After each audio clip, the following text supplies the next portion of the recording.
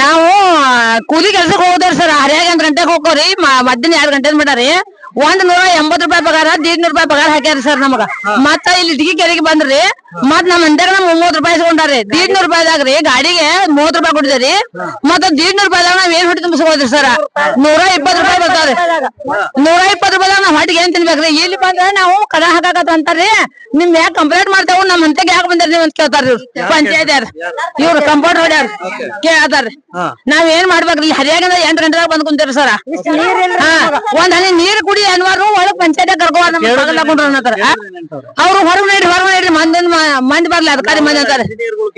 Engineer ಕೇಳ ಅವ್ನು ಹೇಳ್ಕೊಂಡು ಇಲ್ಲಿ ನಿಂದಿಸಿದ್ರು ಇಟ್ಟಮಟ.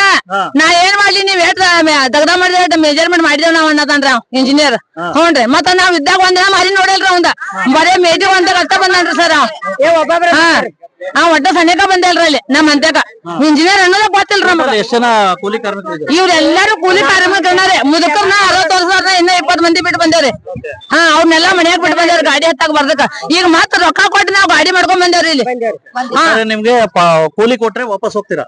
ಕೂಲಿ ಕೊಟ್ರೆ ನಮ್ಗೆ ಕಂಟಿನ್ಯೂ 100 ಹಜರಿ ಕೊಡ್ಬೇಕ ನಮಗ ಸರ್. ಇವ್ರು ಒಬ್ರೇ ಬಂದ್ರೆ ಹಚ್ಕೋದಿಲ್ರಿ. ಮತ್ತ ನಮ್ಗ ಹೊಲ ಇಲ್ಲ, ಮನಿ ಇಲ್ರಿ. ಒಂದ್ ಪಾವಡೆ ಬರ್ತದ, ವಿಕಾಸ್ ಬರ್ತದ, ಬುಟ್ಟಿ ಬರ್ತದ್ರಿ. ಏನು ಕೊಡ್ತಿಲ್ರಿ ಅನ್ನದಾನ ನಮಗ.